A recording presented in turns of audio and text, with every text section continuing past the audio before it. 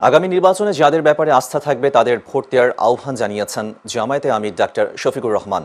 বৃহস্পতিবার সন্ধ্যায় সিলেট নগরীর একটি কনভেনশন হলে সিলেট মহানগর জামায়াতের সুধী সমাবেশে প্রধান অতিথির বক্তব্যে তিনি একথা বলেন। তিনি বলেন, আগামীতে জামায়াতে যারা এমপি নির্বাচিত হবেন তারা সরকারি প্লট নেবেন না, বিনা ট্যাক্সের গাড়ি নেবেন না বলেও ঘোষণা দিয়েছেন তিনি। সিলেট মহানগর জামায়াতের আমির ফখরুল ইসলামের সভাপতিত্বে সমাবেশে জামায়াতের কেন্দ্রীয় কর্মপরিষদ সদস্য এহসানুল মাহবুবুল জুবায়ের সহ অন্যান্যরা উপস্থিত ছিলেন। সমাজের দেহ ঠিক হয়ে যাবে ইনশাআল্লাহ। মাথা হচ্ছে পলিটিশিয়ান,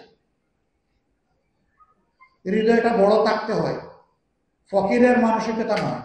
রাজকীয় মন নিয়ে রাজনীতি করতে হয়।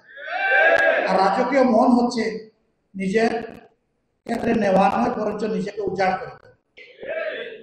কিন্তু আমাদের দেশে রাজনীতির মূলমন্ত্র ঠিক রিভার্স, উল্টা।